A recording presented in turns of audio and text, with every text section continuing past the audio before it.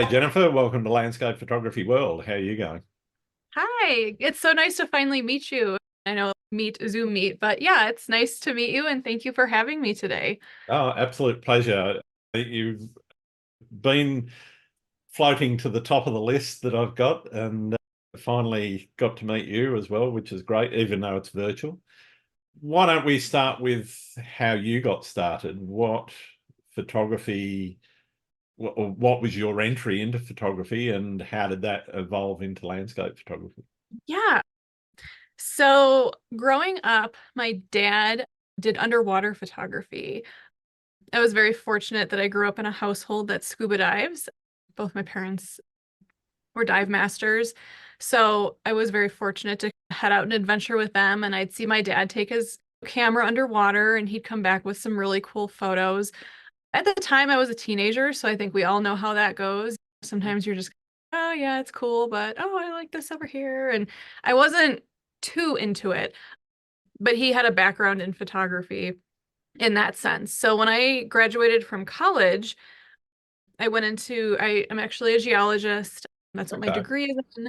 And then I did a 180 and went into veterinary medicine. And that's what I did for the past 14 years until about 7 years ago. And it's a very high-paced, very compassion fatigued career choice. Very rewarding, but very hard. My dad at this point, I'm originally from Illinois, a little south of Chicago, and my dad had moved out to Colorado to be closer to Denver, and he's also a geologist, so to the landscapes that he connects with. Sure. And it was about this time that I picked up a camera and thought, you know what, I think I want to start this as a hobby, just something to distract me from work after a really long, stressful week. So I started just going out in my backyard and experimenting. I had no idea what I was doing, but that was part of the fun of the process. And finally, after I decided to leave Illinois after a few life changes, I moved out with my dad to be closer to him and really started picking up the camera, doing landscapes. I should actually backtrack. So when I was in Illinois working my job, I started using all my vacation days to get away Sure. and photograph. And when I started running out, it just hit me. I think it's just time for a change. 14 years, time to move on, do something new. Life is very short. You got to do these things while you can. So that's when I moved. So I was very interested in the American West landscapes. Obviously, with my geology background, I found them fascinating. Sure. And I really wanted a way to translate that behind my lens, use my voice, share what I saw. And yeah, I started out doing a little bit of wildlife first, but then slowly worked my way into landscapes. And yeah, I met David and he was like, I teach workshops and you want to come on the road with me? And to the amusement and probably horror of some of my family and friends, I took the dive, went full time. And yeah, we've been teaching and living almost full time out of a travel trailer throughout the West. And yeah, I've just being able to immerse myself 24 hours a day almost into the craft has been very rewarding. It's given me a lot of time to figure out what I like to shoot. It's also given me time to experiment, but just find my photographic voice. And I enjoy teaching and helping other people discover those things as well from behind their camera. Okay. So what does photography mean to you now? Uh, Income? Yeah. I'm very passion driven with my photography. I follow my interests. I had an epiphany a few years ago because when you start out, I think this is a path that we've all followed. You head for those wide angle landscapes. You really want to capture that, to kind of show people what you were feeling, make them feel like they were standing in that landscape. And I chased those in light and weather in the early stages and got very frustrated, as we all do, just because that doesn't, despite what social media says, those types of landscapes just don't happen every day. And we were actually teaching in Yellowstone National Park, and we had a few days before our workshop. And obviously, geology, Yellowstone, photography, marrying all of those together, it's my Disneyland. I love anyone that's been with me in Yellowstone can attest going down the boardwalk. I'm like, oh my gosh, look at this. Oh, look at this. Like, it just gets me so excited. And I remember sitting there one morning focusing on abstracts, and I went, this is what I like. I like these smaller scenes. Mhm. This is just where I have my voice and I could stand there for hours just photographing, and I'm always curious about what's around the next corner, and what if I use my macro on this scene, or this looks like a nicer, smaller scene. I really like to tell the stories of the landscape. Yep. I like to break it down. Here's the larger scene, but here are all these little stories buried into those grander scenes that deserve a voice and a share. And then you can even dissect that further down into abstracts because they too make up the landscape, even though they're just a tiny little detail.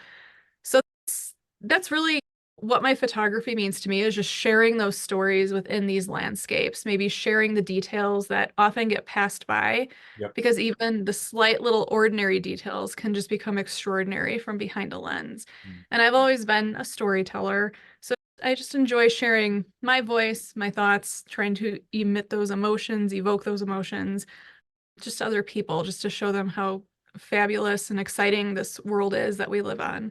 Yeah, fantastic.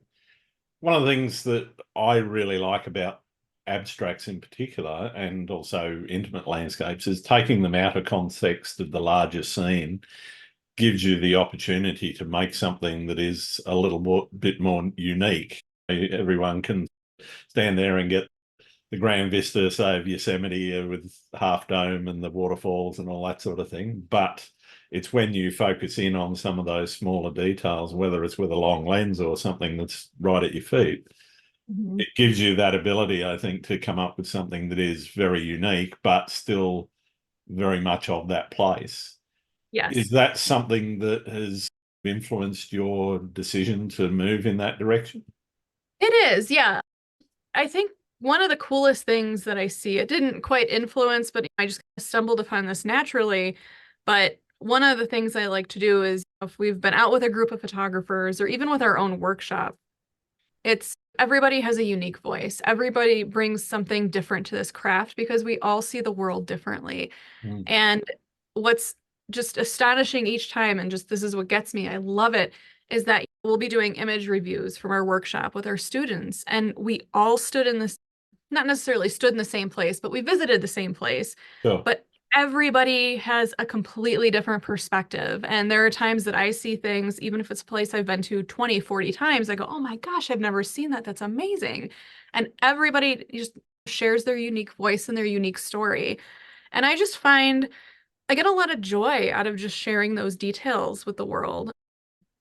And I think just that alone influences just sharing the beauty of even some ordinary things. And it's entertaining because I've been in pretty popular spots just photographing by myself. My favorite story is Zabriskie Point in Death Valley. Mm. Everybody knows it. It's gorgeous, rightfully so. It deserves its time. Um, but there was an amazing sunset happening, and I was turned completely the other way in the parking lot, shooting mud on the ground. And I had a lot of people coming up to me, tapping me, hey, this is going on. And it's, yeah, but look at this. This is amazing. If you zoom Yeah. in on this, it almost looks like feathers. And they just, oh, Yeah. okay, yeah, enjoy. That's one of the things. You just have to have confidence in yourself, and you really have to follow what interests you. Mm. Because I've found that when you do that, the viewer connects more with your photo. If they can tell that you're passionate about this, you were excited to shoot it, you're doing your best to share that story versus just, oh, here's a pretty snapshot. I think it's a little easier to share your voice and your perspective when you do hunt out those smaller scenes, because even though it might be a tree in the light, someone can shoot it from this angle. It's something completely different. Someone could be maybe closer to it underneath it, shooting up. It's a whole different story. So I think that's what influences me. There's many more stories and ways to put yourself into those shots to Mm. share with the world versus just the line up and shoot type snapshot. Those are pretty. And if I always tell people, if that's what you enjoy, my gosh, go do that. No one should ever tell you how to do your art. You shoot what you enjoy, and Mm. there's no shame or judgment in that. But yeah, I think just I'm influenced because it's just a way that I can share my voice and just be a little bit more unique. Yeah, nice. You mentioned your background in geology and your father's background in geology. How do you think that has shaped your view of the landscape?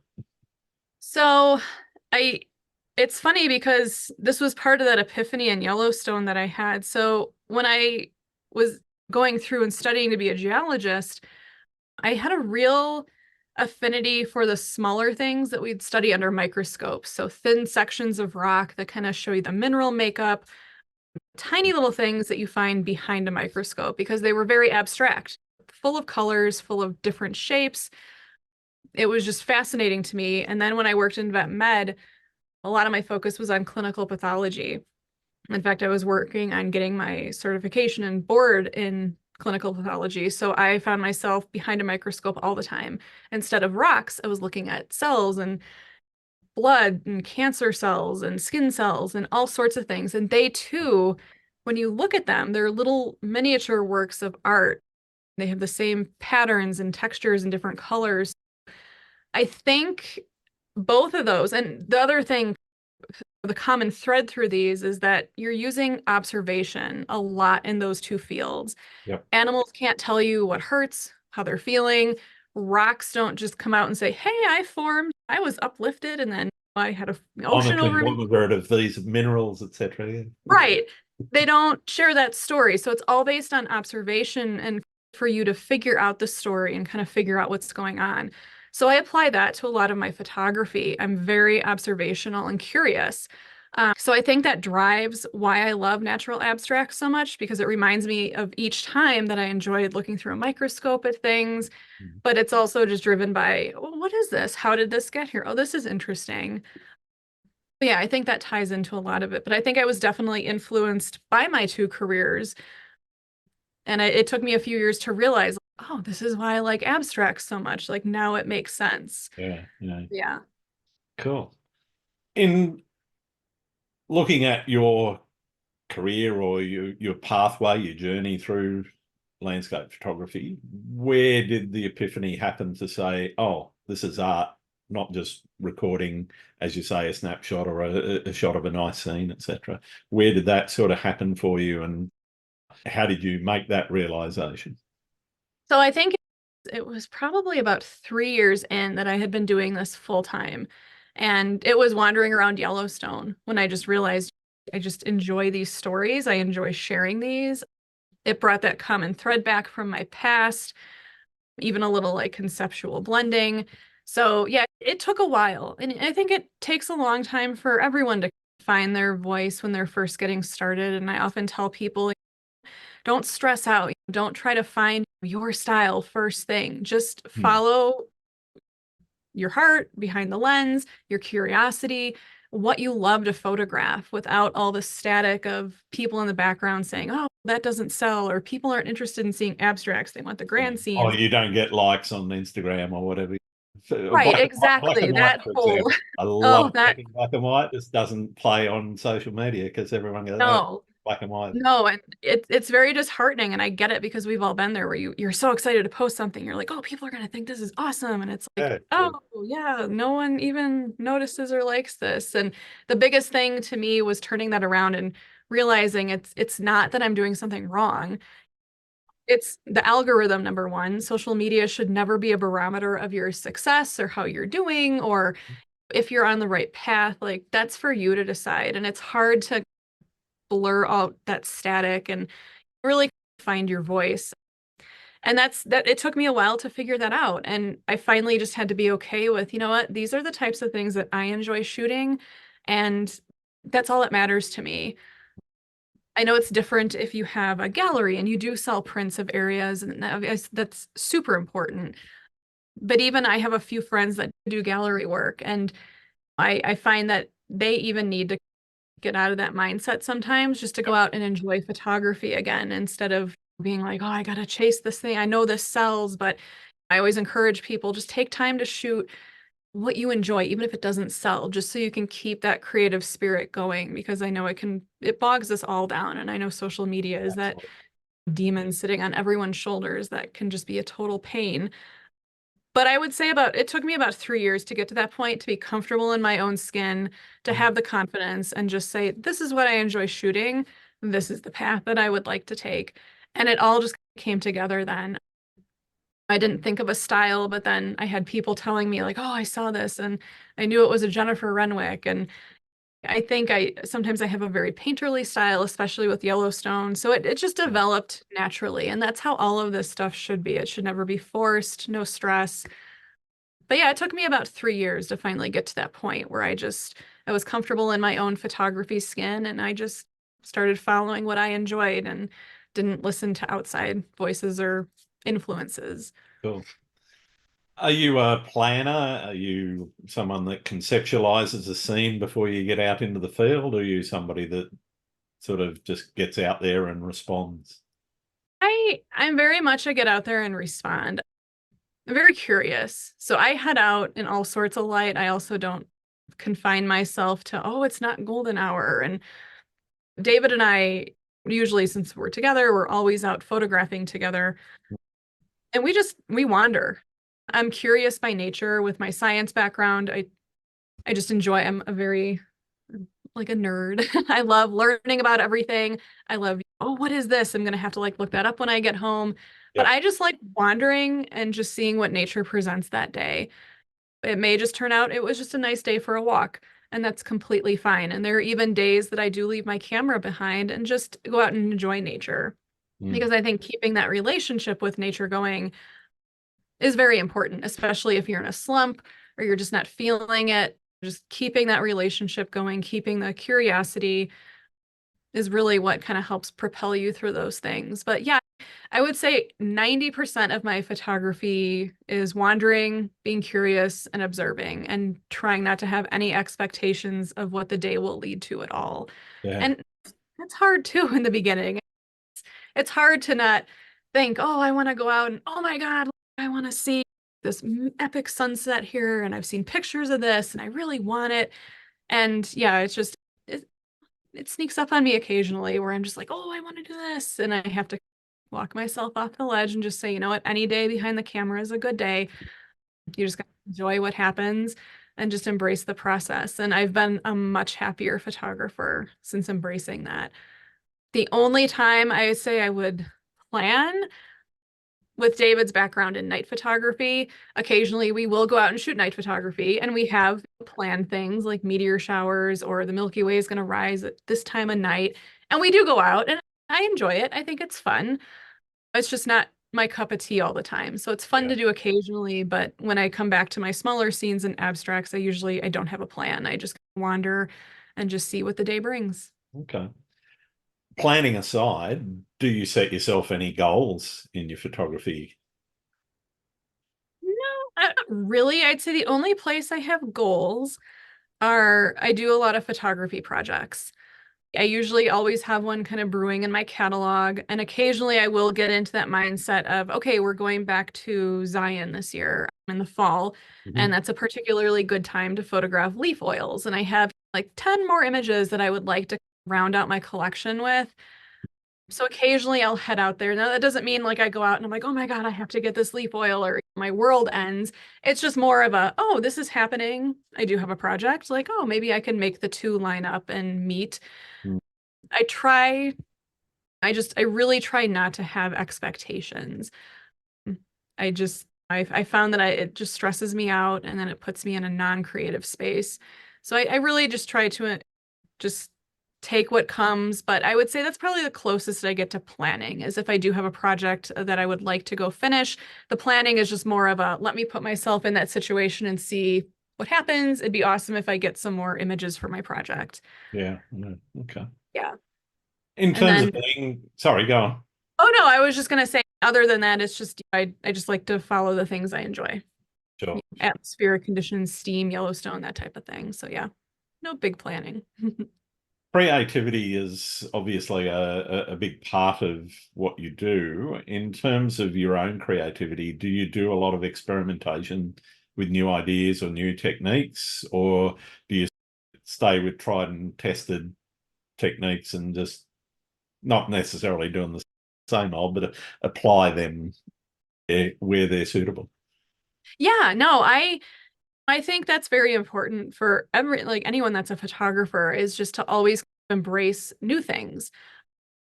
In fact, this summer I work part-time for a photography conference company, and they were doing a conference back in Chicago, and it was architecture.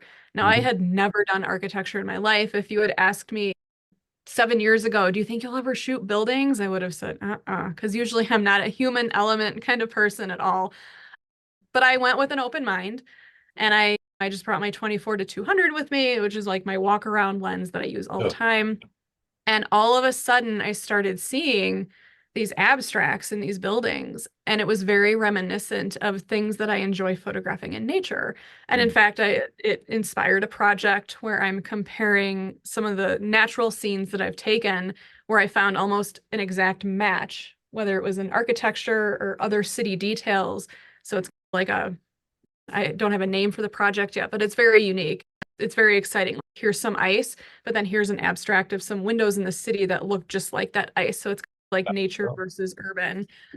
So that inspired something, and that was really fun. And that's something I never thought I'd ever have an interest in, but now I look forward to going and visiting a city again.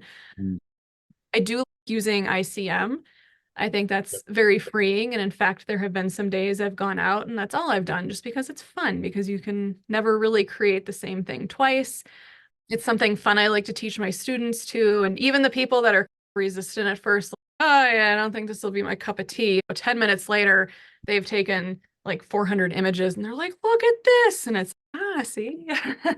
So I think it's very important to step out of your comfort zone, things that you're used to photographing, and mm, just embracing the experiment process or experimentation process, because you just don't know. And yeah, I think it's important. I also dabble in wildlife a little bit occasionally. It's not my comfort zone at all, but there are certain animals that I've come to enjoy photographing. Like I've got a wild dolphin project that I really enjoy. And we were just in Yellowstone a few weeks ago and had a really cool chance encounter with a wolf pack. So I spent a little time photographing that. Again, felt out of my element, but it was really fun and exciting. And it's just nice to say I tried something different. yeah. But yeah, I like experimenting. One of the things that comes along with the experimentation is failures, and you try something, ICM, learning ICM, for example, and learning how to get the right shutter speed for the light as well as the right amount of movement, etc., etc. A lot Oh, of people yes. fail at that when they first try it. I know Yes. I. Oh, I've got files and folders of failures. And I think a very common misconception is, especially with people that have been photographing a while, is they just assume other people looking in assume, oh, this person probably doesn't have any discards or No, any, bloopers or whatever. And I always tell people, grab a cup of tea or coffee, come over. I will gladly share with you my I've folders got and folders of trash too. Yeah. fails. And it is, I think you hit it right on the head. It's very important. And I think learning to embrace failure is also another stepping stone in this field of photography that you just need to be comfortable with, because not every outing is going to produce something. And as long as you're comfortable with that and say, hey, I got out, I tried, it was a nice day, a hike, I think that really sets you apart from the, oh my gosh, today just was horrible, because it just gets you out of that negative mindset. Because anytime you have a negative mindset, you automatically shut down your creative process. It's crazy how fast it can just like box you in, and then you just feel that, oh, I wasn't successful today. And no, embrace failure. My gosh, this is the digital age is great. You're not wasting money on film. You can have thousands of them and no harm, no foul, and you've learned something, and that's Yeah, and you're important. never going to show the bad ones to anyone anyway. So. No, no. I mean, we all have them. Like I often tell people it'd be funny just to have a share session someday of our horrible images, because I think it would really bring especially newer photographers in, and Yeah, make them comfortable with the fact that it's not just a you go out every single day and the unicorns and the rainbows. This is a process, and sometimes it's very daunting and it's disheartening, but you just keep going and you keep trying, and that's down the road I've, you have I've your creative sparks and moments. I've just thought of a search that I need to go on now and find photographers or artists that have actually put together an exhibition of failure. Yes, that would be exciting to see. It would be cool too. And sometimes even going through those failures, you realize, oh, this is actually cool. And then it might lead you down like a completely different road of how did I Yeah, do this? And oh, maybe this would be cool in this type of landscape. exactly. But yeah, I think embracing those failures is, and just being comfortable with that is super important to help you maintain, be a well-rounded photographer Yeah, yeah. and happy. Do you use any particular techniques to come up with that experimentation, or is it just something that you've kind of built into your process? No, not too much. Other than the ICM, I do like experimenting with like atmospheric conditions for Mhm. those like high key looks. So sometimes I'll seek out conditions like fog. Yellowstone, it's really, I don't want to say easy, but it's steam is the obvious feature there in a lot of Yeah. the geyser basins that can be easy to work with. Looking for those conditions, I think this is a good one too, like looking for the conditions that produce good black and white images. I think for so long we were told don't go out midday. There's nothing to shoot midday. The light is harsh, but in fact, that's actually some of the best light to do with black and white. Absolutely. So I'll search that out sometimes to go experiment, mostly with my abstracts and textures. But yeah, I don't really seek out a certain condition or way. I just see how the day takes me, what I feel like doing with my camera, but keeping in mind, like, oh, I know that I can get a good ICM at this kind of light, or oh, look at these trees. Maybe this would be something cool to put together. Multiple exposures. I just got a new camera, and I know I'm not a technical person, and I'm not driven by my gear, but multiple exposures in camera is something new, especially with the mirrorless systems. That's been really fun to play with, and that's opened a lot of creative doors and just fun to play with. So I'd say that's probably my most recent discovery, and I've started dabbling in that a little bit. Nice. But that's fun too. We've talked a little bit about the failures. How do you define success? I define success for myself personally if I enjoyed shooting that subject or shooting on that particular day, and I came back with a new appreciation for nature, or I just had a very intense experience out there, whether it was emotional or physical.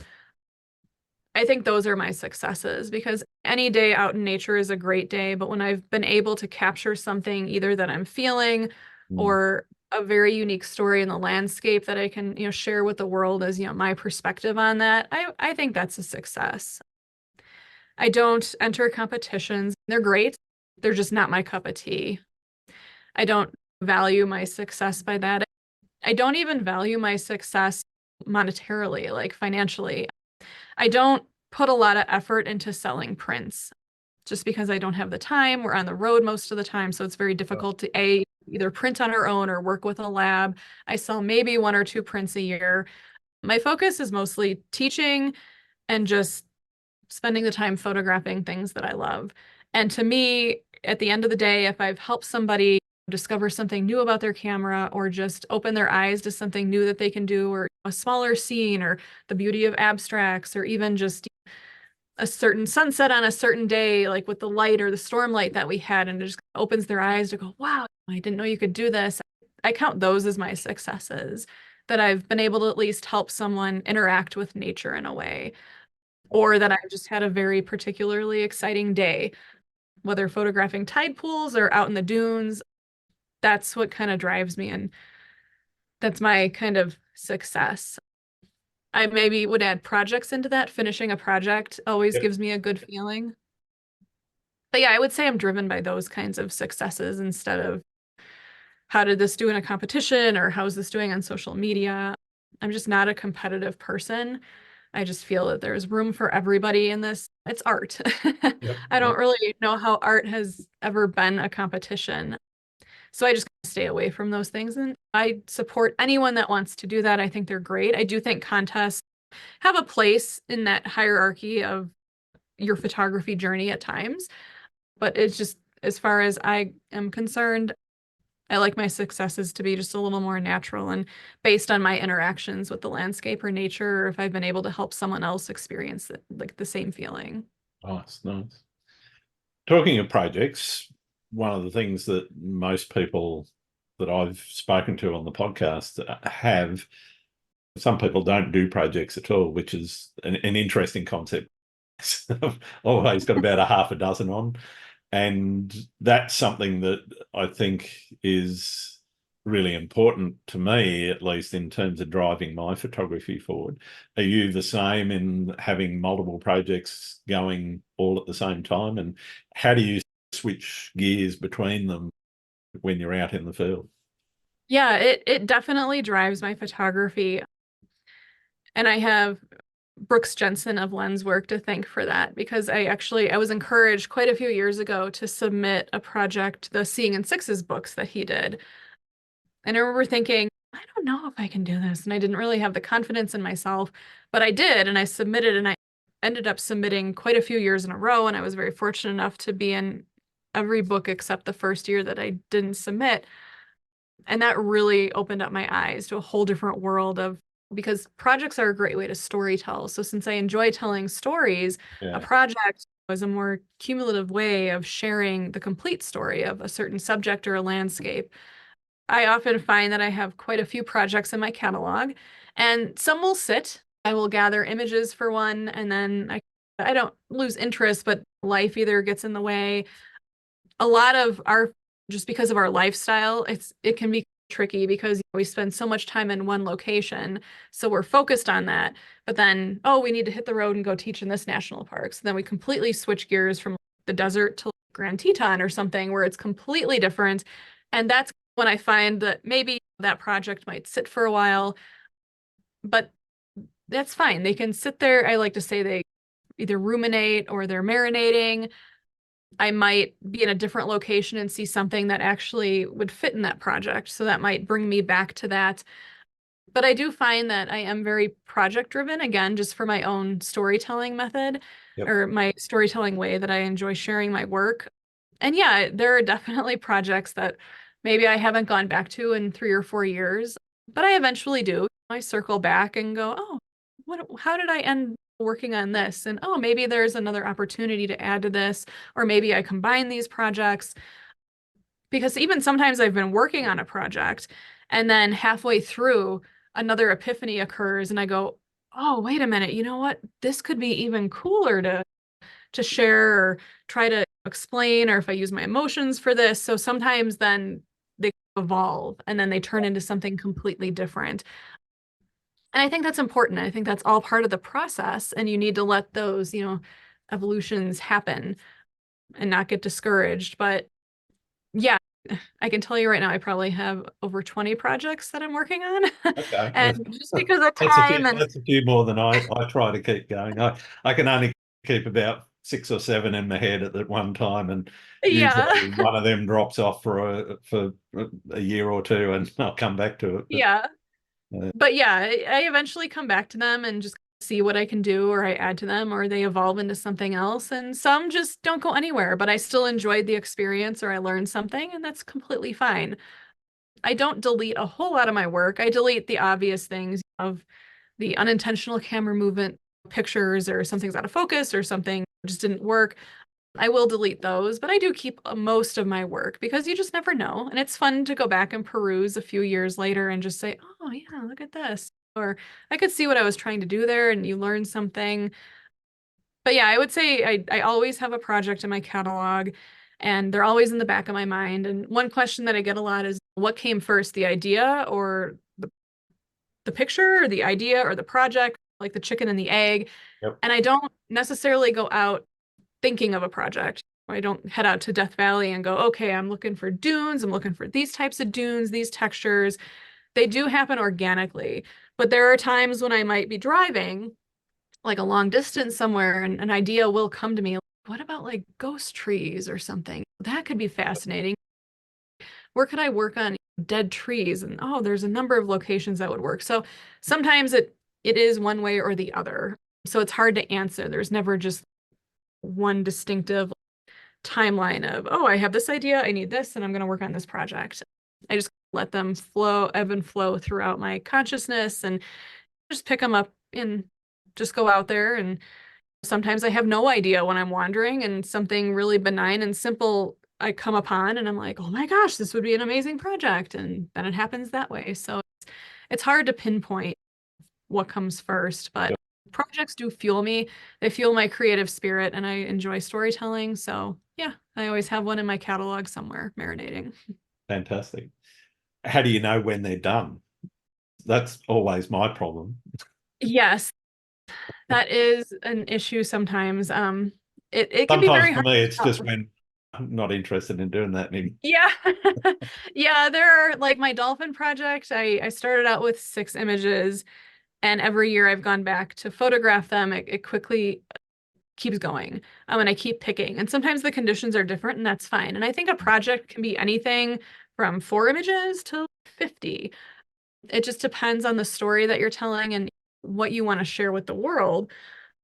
But yeah, I do find an endpoint can sometimes be hard. There have been a few projects where I've put that last image in, I've looked at the gallery as a whole and gone, this is it. I've looked at them same way and gone, this one doesn't quite fit, so I'm going to remove that one. But oh, here's a very similar one, but this one fits a little better, and put that in. And some are just open-ended. Like I'm not sure when I'm going to end them. It depends on my next trip to Yellowstone. Maybe I'll finish my abstracts project. Maybe I won't. Maybe I'll find something new. So that can be very difficult too. But I, like you, there have been a few that I've just been like, maybe this is done. Or if it's a condition that I can't go back and get again. I had a Death Valley project in the Badlands we were very fortunate to see fog and steam rising off the Badlands one day. And I've seen that twice in my like 8 years of pretty much living there every winter photographing. And that obviously has a finale. I had 6 images from that. They were great, but it's something I'm not going to go back and see. We head to Death Valley in a few weeks. I don't think I'm going to find that again. So that project is done, and I can officially write about it and then like close that door. So those are easier because then you know you're done. It's the ones that, I keep going that can be hard. But eventually I think you do come to a place where you just have that feeling and you go, okay, I think this completes it, or this last image rounds this out nicely. Let me write about it and just see if it feels finished. And I just go by that. Yeah, cool. I want to talk now a little bit about the business side of things and the decision initially where you said, okay, full-time photography is for me. How difficult was that decision for you, and what thought processes were going on during that decision-making process? It was a very freeing decision, and also one of the most terrifying decisions I've ever made. So I came from veterinary medicine where you get a paycheck every week and your salary, and you're dependent on that, to going and saying, oh, I'm done. Like, I'm going to be my own boss now. And the problem with that is when Friday rolls around, when you're first getting started, there's no paycheck. Yep. I did plan ahead. I did have kind of a nest egg saved up because I'm a planner. I'm a planner in the sense that I always like to have a plan A or B. While I like to jump fully in and just be like, whatever happens, the little OCD part of my brain still says, you still need to eat. You need somewhere to live. That's important. And I got divorced. It was a life change. My mother was diagnosed with a terminal illness a few years before I made this decision. And it just made me, especially her illness, just made me realize this life is not guaranteed and it's very short. It can be very short. So you need to live in the present, live in the now. And if there's something you want to do, go do it, especially at, middle age, because I see so many people that wait till they're retired to do things. And I understand that sometimes that's just the way it has to be. Oh, sure. But then when you're that age, it's a little harder to move around, maybe, or arthritis has caught up to you and it's just harder to do those things. David and this is the time in our lives. We're healthy, we're a little younger, we're approaching middle age now, and we feel it definitely on some days. This is the time to do this. There's never a given or a guarantee in life. So sometimes you just have to take that dive off the high dive and go in feet first and just see. So I had accumulated a little bit of a nest egg. And then I moved out and very quickly realized how freeing it is to be your own boss, but also how hard it is. Sure. And that saying of you really don't make a livable wage for the first 5 years or so that you start a business is extremely true. I've been doing this is my 8th year, maybe 9th year, 8th year. And it was 2 years ago that finally on my taxes, I realized, oh, like I actually did. You're not a millionaire by any sense of the imagination, I but don't know too many millionaire photographers. no, you Well, not definitely don't. landscape photographers anyway. Yeah. Maybe the fashion guys get a few more. Yeah. But I just remember feeling like, oh, and it was the first time in 6, 7 years that I felt like I made it, like I'm doing something right. But it was very scary. And I think just finding a good support group of friends and colleagues because you guys are going through the same things, they're full-time photographers. I think that's very important to have a support group. And it Yeah. took a while. This isn't an overnight success thing. I see a lot of people that say, oh, I've sold 5 prints and I'm going to quit my job and do this full time. And there are different avenues that you can take as a photographer. Yep. And if you want to do the print sales, that's great. I've got colleagues that do that, but it's art show after art show, and you put all your time and money into it. For us, it's teaching our workshops.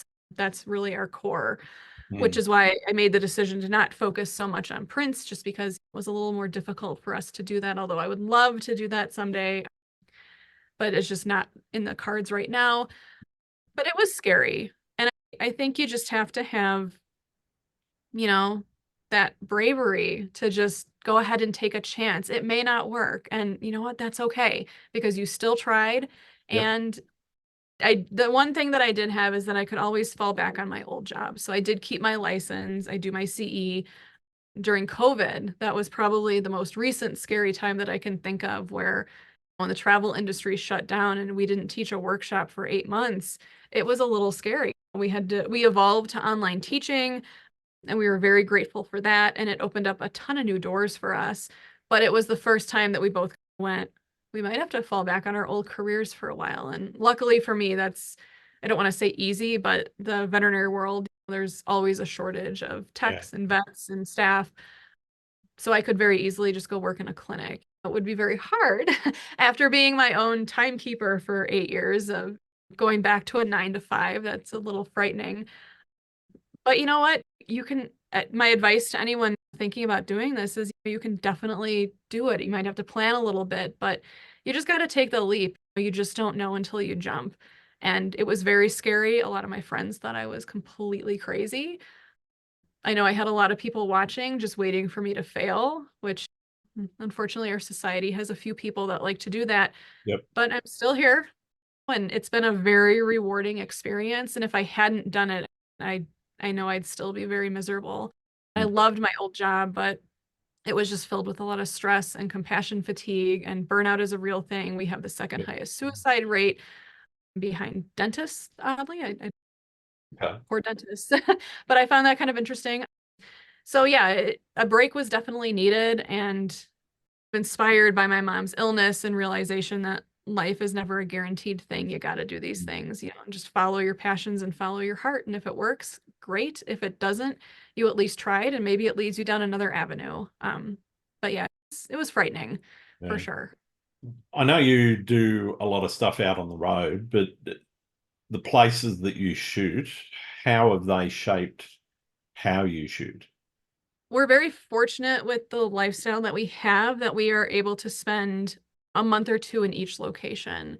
And Mm. David and I do not teach anywhere that we have not spent extensive amounts of time in, just because, we wouldn't be comfortable and we would be doing a disservice to our attendees and participants if it was something we didn't know real well. Because to do workshops, you always have to have a plan because Mother Nature will throw curveballs. If you are in Death Valley and all of a sudden you've got blue skies for 3 or 4 days or stretches at a time, which is very common, it's about being able to adapt and say, hey guys, you know what you can work with in these kinds of conditions.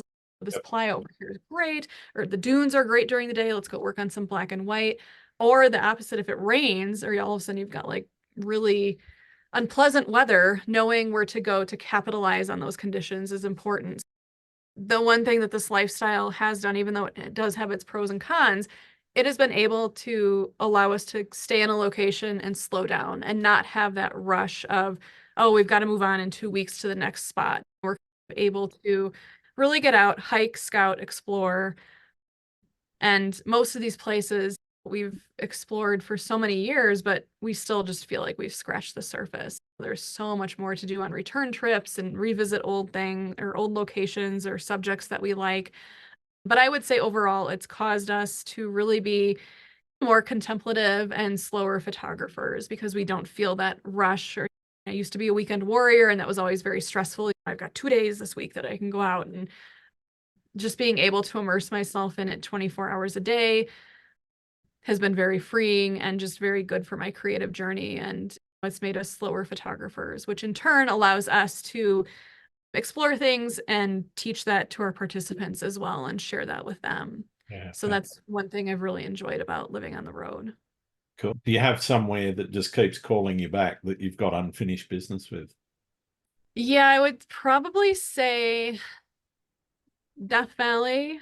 Mhm. Southern Utah is very fascinating to me. There are so many canyons there that I just want to go explore, and Badlands that we just haven't had the time to. But Yellowstone, I fell in love. I would say if you were to ask me what my favorite national park is, as much as I love Death Valley, I think Yellowstone edges it out just a bit. Because as a budding geologist, we had to do a senior thesis or like a final senior project. And mine was heading out west for 6 weeks to map areas around Yellowstone and the Badlands in South Dakota. And that's where I fell in love with it. And it calls me back each time. And it's a place where I feel like I'm home. And I know I've only scratched the surface there too. There's a lot of backcountry stuff I want to go see and photograph. But to be fair, Death Valley does run parallel to that too, but Yellowstone edges it out just a little. But every time we visit Death Valley, whether it's a canyon or another playa or just somewhere we've had to walk or hike to just to see what's out there, we feel we definitely still have unfinished business there. But yeah, I would say, yeah, Death Valley, Utah, and up to Wyoming are probably places that keep calling us. What's been your most memorable shoot? Oh, goodness. There have been a few. I am probably going to say a few weeks ago in our winter workshop when we encountered the wolves. Yeah. It wasn't just, we've been fortunate enough to see wolves quite a few times throughout our visits, usually through a scope or through our lenses, far away, they're just doing their own thing. But this one, everything came together. So they appeared in a geyser basin where we've never seen them before. And we all got excited because we saw one howling and it stepped out into the geyser basin, literally just like 200 yards from the boardwalk. It was super close. And then we turned around and across the road, you had these really pretty snow-covered icy trees, pine trees or fir trees. And there was a thermal terrace there that was emitting steam. And all of a sudden, the entire pack came walking out of that steam on that terrace behind this like winter scene. And it was just one of those moments that you just can't put words into it. It was amazing. And it wasn't that they were feeding on a carcass in Hayden Valley. This was quintessential Yellowstone. They were walking across the geothermal features in a wintry scene. It was a pack of 15. It was the Wapiti pack, and they've got some black wolves, they've got some gray wolves, very pretty color contrasts. And I would say that was probably one of the most memorable things. I know it was only a few weeks ago, but it sits right here, and I've thought about it frequently when I look at those pictures. And even if I didn't have a picture from that day, it's just the experience itself was just something so special and so memorable just to see those creatures in an environment that they're known for, but just everything lined up. And most of all, I'm very excited our participants were able to see that because it's a very rare thing to see. And we just got very lucky. And it wasn't planned. It was just, oh, let's just go see what we see. And out they popped. So just a good example of just, you never know what nature might give you. But I would say right now that's running in my most memorable right now. What about horror stories? Have you had any dramas out shooting or things that just went wrong? Not really. We've been very fortunate. As far as workshops, we really don't have any horror stories. We tend to attract the type of participant that doesn't have those expectations, where they do like to wander, they like to adventure, they like to see what they see and be contemplative and slow down. So that really helps. It's not like we're taking a bunch of people where we're like, we're going to stand here, we're going to have Aurora and a unicorn, and here it is. Because that stresses me out. Like I can't, that gives me anxiety if I think, oh, we have to produce this and this better happen or the world's going to end. So I think we're fortunate from a standpoint that we attract other like-minded photographers that enjoy what we do and just want to learn a little bit more. As far as horror stories, the only one that I can think of David and I, we were in Crested Butte, Colorado, a place we've visited many years and we should have known better. But it was a particularly good wildflower year. And there's one road in Crested Butte. They're mostly dirt, kind of mountain roads, but there's a meadow at the top of this one hill that's just spectacular. And we thought, oh, this is going to be great. In fact, it was date night. So we were going to go shoot and then go into town for a nice dinner. So I'm like in a skirt, nice clothes. Like David and I very rarely dress up. He's in a nice shirt and we've got a 3/4 ton pickup truck that's very heavy. And we were watching Jeeps go by us and we're like, okay, let's go. And it had rained the night before. Uh-huh. And out of all the roads in Crested Butte, most are made up of volcanic rock or gravel. This Mhm. one is pure clay. And it was quite steep. So we started going up with the just flowers in our mind and the sunset and oh, this is going to be awesome. And we started to slide. And I remember looking at David saying, gosh, put it in 4-wheel. And I just remember seeing him go, it is in 4-wheel. And I was like, oh my God. And there's like Low, a big low drop gear. off. Oh, there's a big drop off to the right. And so he just guns it. We make it up the hill. We get out of the truck and we're looking down what we just came up. And we aren't even looking at the flowers at this point because we're just thinking, how are we going to get down? Mm. Because gravity always wins. And we've now accumulated a crowd of people at the base of the hill because there's like a dispersed campsite. So they're all watching us. And I said, oh my God, we're going to be on YouTube. Someone's probably saying right now, look at these idiots. Like they should have known, like they can't get that truck up there. So we were very embarrassed. And David said, okay, we just need to get down. So with it being a 3/4 ton pickup, it was a slip and slide all the way down. So we finally had to stop at one point because we came very dangerously close to coming off and rolling. He had chains for winter driving and he said, I just got these chains, let's get them out. So I get out and the chains don't fit. They sent us dually chains and we don't have a dually pickup truck. So I said, these aren't going to work. And he's like, what are we going to do? I said, hang on. I said, what if I just put the chains down in front of each tire and you just slowly go down so at least you have some traction? And he's like, that's going to take us like hours. I said, but at least we get down and we're alive. We were covered in mud. You couldn't even identify us. And people were still watching us and filming this. So I'm sure it's on YouTube somewhere. Maybe Google. I don't even know what you would Google, but or search for. But oh, it took us about an hour and a half. And we got down and some guys like, I thought for sure we'd be calling search and rescue and a tow truck and you guys would be goners. And it's like, yeah, we're not. Thanks though. And it was very embarrassing. And we went back to town with the tail between our legs and there were no photos that night, but a Right. lesson learned. And yeah, that's probably the closest I've come to a total horror story where things could have gone even more terribly wrong. But yeah, we haven't forgotten that experience. Always make sure to check your roads and don't go on roads that are clay after it rains. Tip of the day. Oh, fantastic. Do you get home into the studio and upload your photos immediately and get into editing, or are you one to let them marinate for a while and I do let kind of them... both. Being on the road, so where I'm sitting right now, this is a house in Golden, Colorado that we share with my dad. Just because we're gone so much, it didn't make sense to have our own house, and he very graciously opened up his house. I make the joke that I'm 42 and I'm still living at my dad's. I'm living in the basement, but there's no shame. I did get out of the house at age 18, so I did all that. I'm just back. So we function completely on laptops on the road. So we have external hard drives that we work off of. So we do download our images from each outing wherever we are. And then David's very good about diving into his pretty quickly. We both have a backlog. It's embarrassing to say this, but currently I'm going through 40,000 images from the last 4 years that I haven't even called or touched. And it's a problem that I need to address this year and just work on slowly. But I think we always have like a few favorite images from a trip that we know that we photographed right away. So we'll each get home and take them into Lightroom, work with them, and then I try to keep up on social media. So I'll release like one or two of those. But for the most part, I think we let things marinate, but not on purpose. I think it's just because we're so busy traveling all the time. It's hard to go location. I shouldn't say it's hard.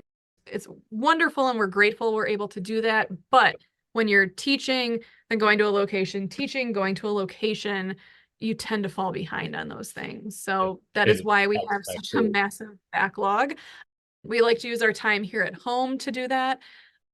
Rainy days, snowy days, but it's going to take a while. But I would say we're trying to get better about it. David just got his Yellowstone images all processed from 2 weeks ago. I have not touched mine yet. I've touched one that I released a few weeks ago or a week ago on social media. So he's definitely better. And it's not a competition, but it's hard. Like when he's like, I've got all my Yellowstone ones done. And I'm like, oh my God, like you're going to release them. And I'm not even near mine. And it's totally fine. We each do things in our own time. But yeah, I would say it's probably 50-50. Sometimes I let them marinate just because I can't get to them. Other times, if I do know that I have a few things that I like, I will consciously, purposely let them marinate for a few months and just go back every now and then and maybe process a few. And then if I just don't, if I'm not feeling it, if it's not coming out the way I like, I'll step back and give it a break, which I think is very important to learn how to recognize to do too, because you can get pretty frustrated working on an image and something's just not turning out right or it's not what you expected. I usually have a lot of happy surprises where on the LCD in the field, I go, oh my gosh, this is my new favorite image. I love this. But then I get it in front of me on the computer and I go, huh, yeah, it's not singing to me like it did in the field. But oh, here's this one that I didn't even remember taking. And oh, look at this one. This is much nicer. And I like this one. And there's a lot of that with me. No shame. It's just how we I function. like those ones where you're pushing the shutter, but you're talking to somebody. Yeah. So you're not even really concentrating on that image and you get it back. Yes. It's either of those two responses. It's either, oh, this is wonderful, or what was I thinking? Yeah. And clearly I wasn't thinking anything because I was just hanging onto the camera and pushing the button. For sure. Yeah. No, it is funny. I do like to joke too that there are some like unintentional camera movement things that happen. Either I'm like, I've hit the shutter while I'm taking my tripod down or carrying my camera some way, and I go back and I go, huh, this is actually kind of cool. Have no Yeah. idea what it is, but it looks cool. I've had a few lucky ones like that and a lot of unlucky. Yeah. But yeah, it's just that's my own demon that I have to deal with. I just don't process quickly. I'm not a big processing person. Okay. I was I going to ask what does processing look like? Is it five yeah, minutes an image or is it a couple of hours for some people on a single image is the way they go. And I've done that a few times and sometimes it's rewarding. Sometimes you get at the end of it and you go, yeah. yeah. Yeah, exactly. I think I have like 5 steps that I do. I I envy the people that can process and produce those amazing works. I don't have the bandwidth to sit there and do that. Mm, I try to get, I know this sounds cliche, but I try to get it as close to perfect in the field. And my processing consists of every single time I just take it into Lightroom. I play with my midtones, my white slider, maybe bring the shadows up a little. I do push my blacks up high, which I know is the opposite of what some people say. okay. Yeah. And then, yeah, and then it's just taking it into Photoshop for dust spot removal and maybe the TK panel. I just play with my midtones just a smidge more, and that's pretty Yeah. much it. I like to get in and out in under 10 minutes on an image Yeah. because I do have that mentality where sometimes I can overthink things. So I Mm, find that if I sit there and experiment and try a bunch of different things, it can end up frustrating me more than just knowing, oh, I know exactly what I want to do. I just need to do this, and I'm done. And I'm not Photoshop technical other no, than dust spots and midtones and the TK panel. Like I just can't wrap my mind around it. And I'd rather be out shooting too. I think that's a big part of it. yeah. Yeah. Yeah, I'm just not a good person that sits behind the computer a lot all day and enjoys it. But to those people that can, that's amazing. Some people are just amazing with processing. But yeah, I'm definitely a in and out very Cool. quick. You mentioned earlier on every photographer goes through slumps and hits that wall where they go, it's just not working for me. Have you got any techniques that you use to get yourself out of the rut or get yourself out of that slump? So I had a very challenging year, like personally and photographically last year. 2023 was not my year. And we all go through these seasons. And photographically, it was my least productive year ever. And that was in due partly to my mental status at the time. It was just a very stressful year. There was a lot going on. I was very busy with other things that kind of kept me away from my camera. Lots of travel, not for workshops, but just for some other things. And Mm. I wasn't feeling it. I didn't even do like, I usually like to round out like my favorite images of the year for a certain year at the end of the year. And Yep. I had nothing for last year. I had a few that were special to me in certain ways, but it was a very unproductive year. And like I said, it was mostly based on my mental status, but I didn't push. I didn't make myself. I just embraced the lulls. And I said, you know Yeah. what? Today, it's fine. Go take a nap. Or today, maybe go focus on painting. Or Mm. I also ride horses and I have a horse that I ride when I'm home. And I put myself more into riding last year just because I think it's important not to push yourself because then you're creating that pressure box and then it just leads to more disappointment and more frustration. What did help me out of my slump was just getting back out into the field and hiking. So after a particularly rough fall last year, I had a riding accident. We lost our cat to kidney disease. It was very stressful, very sad. We had some other things going on.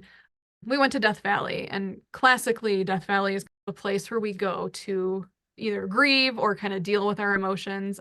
I know that sounds totally cliche, Death Valley, and but I was there a few years ago when my mom passed away. Sure. So it's always been, I had to get over the aversion of after the initial incident that something bad happened in one of my favorite places. And once I did, I connected with the landscape even more deeply. I healed. David was also there right after his mom passed away. Unfortunately, we lost our mothers pretty close together. So it's just always been a place of comfort. So at the end of everything last year in November, we were just feeling totally defeated. I said, we're going to Death Valley. And it wasn't even to photograph, it was mostly just to be in our happy place and even just hike. We put in over 60 miles in 2 weeks. We just got out, we moved our feet, literally walked out our emotions, but then also picked up our cameras and photographed along the way. And that really got me out of my slump because it was a very comfortable place for me. But that key of just getting out still into nature, even not photographing, is always what kind of picks me up out of my slumps. And that's where I really stress that keeping your relationship with nature going, even if you're not photographing, is very important, not only for your mind and your body and your soul, but also that photography spirit. It just keeps that relationship open. You may not be holding a camera, but that's okay. Just go enjoy the experience because I also find that as photographers, when you do this full time, it's easy to become complacent and you lose that, not gratitude, but you, yeah, you start taking things for granted. And I think a slump is great because it puts everything back into like perspective and how fortunate you are to be able to go out and do this and see the things.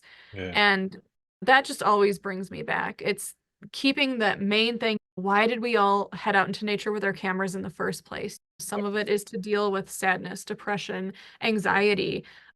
You just love nature, you want to share, and keeping that relationship open and going still keeps that little connection going in our minds and our hearts. And then you're able to go out and that it'll come back. You just can't force it, which is why last year I just did not force it. I wasn't feeling it. So I'm going to go focus on some other things and it'll eventually bring me back around. And financially, I was just grateful I was in a spot where I could do that, where I didn't have to take the time. We didn't have to add extra workshops on. We were just able to sit, get ourselves back together, and just get back on the horse, Yeah. speaking. Fantastic. Oh, but yeah. Where do you see society fitting? Where do you see photography fitting in society? Oh gosh. That's a tough one. I mean, with all the changes going on right now, especially Mm. with AI, social media, influencers, the landscapes changing in the park, the Everyone's a overcrowding. photographer as well. Yeah, like I always think there will be a place for it. Even I remember when NFTs were a big thing a few years ago. I never got into those. I still couldn't even tell you how Bitcoin works. I don't know. I just avoided that whole thing just because I didn't know. But I had someone tell me once, you're going to be left behind. This is the way the world is going. And if you don't do it, you're just going to be a nobody. You're going to go the way of the dinosaurs. And I just thought that is one of the most ridiculous things I've ever heard. But okay. And I'm still here. Asteroid Yeah. hasn't taken me out yet. Still doing photography. And now they're still going. They're definitely not in the spotlight. I've had the right. Yeah. So I still think there will always be a place for this. People like stories and people enjoy seeing these photos, and not everyone in our world has the opportunities to travel to these places to see them for themselves. And I just think there's so much power in a photograph that can elicit a feeling, a sense of place, a dream, an inspiration. And I think there will always be a place with that. AI is, I know that's the big elephant in the room now, and I don't have an opinion like either way, but I still think there will always be a place for just good old photography. New things may come in, take the spotlight for a while and leave. There's still no replacement for a photograph, in my opinion. You just can't replicate that no matter how hard or how amazing AI is, because it's just about that personal experience. The early 20th century, late 19th century, there was talk when photography was just starting that painting was going to become irrelevant. And Yes. I don't see that disappearing anytime soon either. No. I follow painters almost daily now on Instagram. Painting is a big inspiration for my own photography and landscapes because the compositions they paint, the way that, Thomas Moran and Albert Bierstadt, two of my favorite American landscape painters, the way that they used light and that atmospheric, that's what inspires me. And I'm finding new painters every day that still paint fascinating things. And I think there's something to learn from painters and other different art forms to incorporate into your photography. But yeah, you could say the same thing happened even when digital came around. I remember film people saying, oh, this is the end of film. And I know at least 10 other photographer colleagues that are still shooting with film and doing amazing things. Mm-hmm. I think it's just a natural progression that different things will come in, take the spotlight, claim they're going to be the next new thing.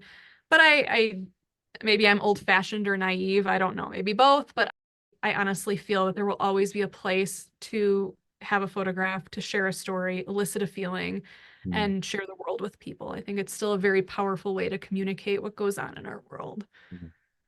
So yeah, What do you so I'm like to hopeful. do when you're not shooting or not doing photography?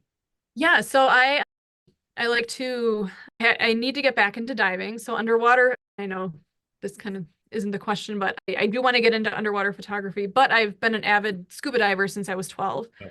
So I'd like to get back underwater. I'm an avid equestrian, so I've been riding horses since I was 6. So I spend a lot of time with my horse. I like to paddleboard, read, and hike. And I'd say those are probably the top activities that I do if I'm not photographing. Yeah. And it's hard to find a balance. There are definitely days that I think this is a common question that we get as photographers that live on the road is you must get up for every sunrise and every sunset. And you're out there every day. And it's no, I can tell you from a business point, we've been working in the trailer and looking out the window and going, oh yeah, look what's happening outside. Great. That And would be we just nice. enjoy it. Yeah. Yeah. It's like the same thing. The best sunsets happen when you're coming out of the grocery store or you're Oh in a yeah. park. Yeah. When I was working full time, it was always I'm on the train on the way into town, and there's that magnificent sunrise, and I'm going, yeah. We don't do it every single day, and it's important to find balance. And yeah, keeping those other activities on the side just help me get out of this world and go back into other worlds. And it's just, yeah, it's all about finding a good balance because it's hard being a full-time creative. You do hit slumps. It's not an everyday activity by any sense of the means, and it's always evolving. But yeah, I think it's very important to have other activities outside of photography. Yeah, totally agree. We need to start wrapping up. So I've got a couple of questions for you. Are there any Okay. photographers that I should be talking to? I don't know if you've already done it. Anna Morgan. No, She's a I dear haven't friend. had Anna.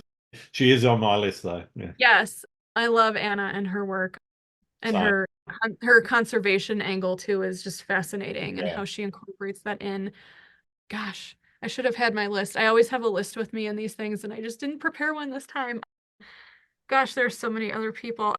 What about, there's a guy, I'm gonna butcher your name. I'm so sorry. His name is Eric Erlenbush. He's EE Visual on Instagram. He's pretty Okay. fascinating. I like his work. Gosh, yeah. I have a list, I promise. I'm just on the spot now. I can't think of anyone. But yeah, there was a lot of newer names that haven't had their chance to shine in the sun yet, and they just perform amazing works. There's a woman that I just started following a few years ago, Karen Waller. I do believe she's from Australia. She does amazing botanical multiple exposures ICM. I Yeah. absolutely love her work. But yeah, no, there's a few. I just can't I can't think of any. But Anna, she's always been an inspiration to me. And I Fantastic. just love hearing her speak of her work. So yeah. I appreciate it. Thank you very much.